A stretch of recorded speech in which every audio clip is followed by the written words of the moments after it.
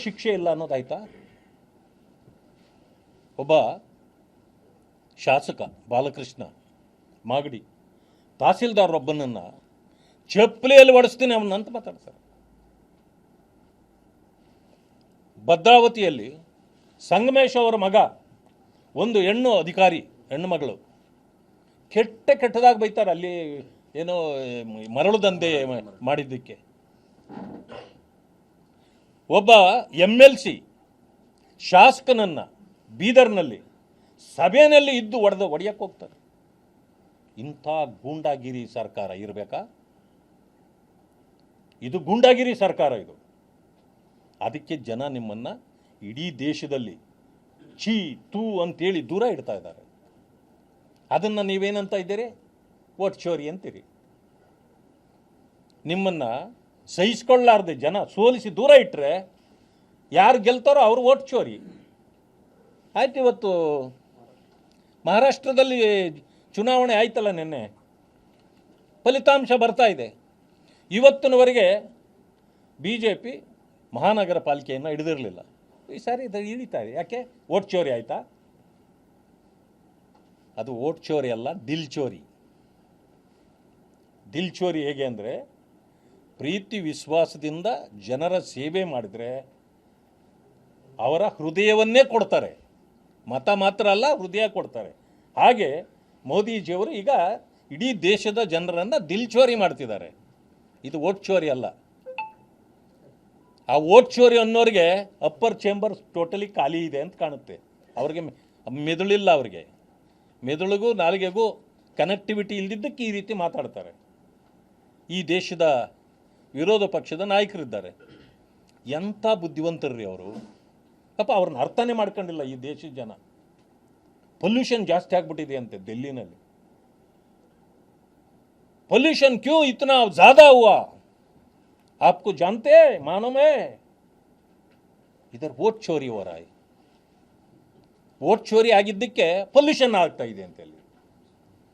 ಎಂಥ ಮೇಧಾವಿಗಳು ಈ ದೇಶದಲ್ಲಿದ್ದಾರೆ. ಇಂಥ ಮೇಧಾವಿಗಳಿಗೆ ವೋಟ್ ಹಾಕಿಲ್ಲ ಪಾಪ ಈ ದೇಶದ ಜನ. ಇಂತಹ ಒಂದು ಕನಿಷ್ಠ ಮಟ್ಟದ ಜ್ಞಾನ ಇಲ್ಲದೆ ಅಂತ ಇರ್ತಕ್ಕಂಥ ಕಾಂಗ್ರೆಸ್ಸು ಗುಲಾಮಿಗಿರಿ ಮಾಡಿಕೊಂಡು ಇಲ್ಲಿ ನೋಡಿ ಯಾವ ಮಟ್ಟಕ್ಕೆ ಹೋಗಿದ್ದಾರೆ ಅಂತಂದರೆ, ಮುಖ್ಯಮಂತ್ರಿಗಳು ಉಪಮುಖ್ಯಮಂತ್ರಿಗಳು ಜರ್ಮನಿಯಿಂದ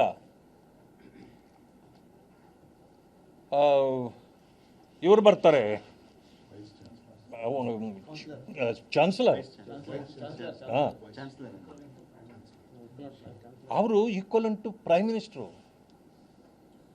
ಅಂಥವ್ರು ಬಂದಾಗ ಅವರನ್ನು ಹೋಗಿ ಭೇಟಿ ಮಾಡಿ ಒಳ್ಳೆ ರಿಸೆಪ್ಷನ್ ಕೊಟ್ಟು ಅವರನ್ನು ಕರೆದು ಆ ದೇಶದ ಇದನ್ನು ತಿಳ್ಕೊಂಡು ಅಲ್ಲಿಂದ ನಮಗೆ ಇಲ್ಲಿ ಬಂದು ಇಂಡಸ್ಟ್ರಿ ಮಾಡಿರಿ, ನಮ್ಮ ಏನು ಸವಲತ್ತು ಬೇಕಾದ್ರೆ ಕೊಡ್ತೀವಿ, ಇದನ್ನೆಲ್ಲ ಹೇಳಬೇಕು.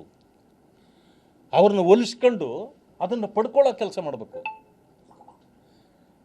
MB ಪಾಟೀಲ್ರು ಪಾಪ ಅವ್ರೇನು ಮಾಡೋಕ್ಕಾಗತ್ತೆ?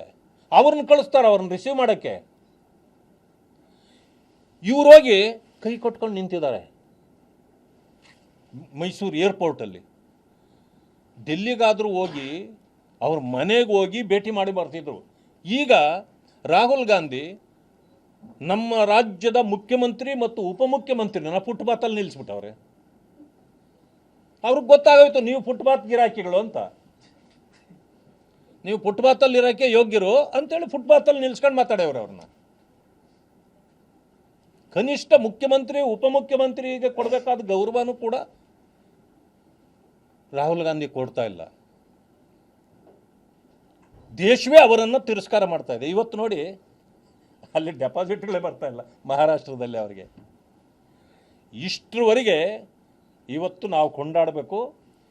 ಭಾರತೀಯ ಜನತಾ ಪಕ್ಷ ಫಡ್ನವೀಸ್ ಅವರ ನೇತೃತ್ವದಲ್ಲಿ ಪೂರ್ತಿ ಇವತ್ತು ಮುಂಬೈನ ಮಹಾರಾಷ್ಟ್ರದ ಇದನ್ನು ಹಿಡಿತಾ ಇದ್ದಾರೆ. ಇವತ್ತಿನವರೆಗೂ ಇರಲಿಲ್ಲ. ಠಾಕ್ರೆ ಅವರ ಅಣ್ಣ ತಮ್ಮಂದಿರಿಬ್ಬರು ಸೇರಿದ್ದಾರೆ. ಇವತ್ತು ಬಹುಕಾಲದಿಂದ ಹಿಂದುತ್ವದ ಪರಿಪಾಲಕರವರು.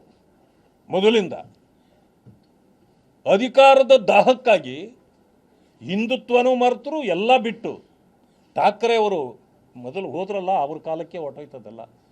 ಕಾಂಗ್ರೆಸ್ ಜೊತೆಲೂ ಸೇರ್ತಾರೆ, NCP ಜೊತೆಲೂ ಸೇರ್ತಾರೆ, ಹೆಂಗಾದರೂ ಮಾಡಿ ಅಧಿಕಾರ. ಠಾಕ್ರೆ ಅವರು ಆ ರೀತಿ ಇರಲಿಲ್ಲ. ಅದರಿಂದ ಆ ಗಟ್ಟಿತನ ಅವರಲ್ಲಿತ್ತು, ಜನ ಅವ್ರನ್ನ ಮೆಚ್ಚುತ್ತಿದ್ದರು. ಈಗ ಇವ್ರು ಎಷ್ಟೇ ಮಾಡಿದ್ರು ಇಲ್ಲ. ಆದ್ದರಿಂದ BJPಗೆ ಇವತ್ತು ಭರ್ಜರಿ ಜಯವನ್ನು ತಂದು ಕೊಟ್ಟಿದ್ದಾರೆ ಅಲ್ಲಿ. ಆದ್ದರಿಂದ ಇನ್ನು ಮುಂದೆ ಈ ಶಿವಸೇನೆ ಕೂಡ ನಿನ್ನ ತಲೆ ಎತ್ತೋದಿಲ್ಲ. ಕಾಂಗ್ರೆಸ್ ಅಂತೂ ನಿರ್ನಾಮ. I am happy today. ಒಂದು ನಿಮಿಷ. ನ್ಯೂಸ್ ಫಸ್ಟ್ ನಿರ್ಭೀತಿಯಿಂದ ನಿಮ್ಮ ಪರವಾಗಿ.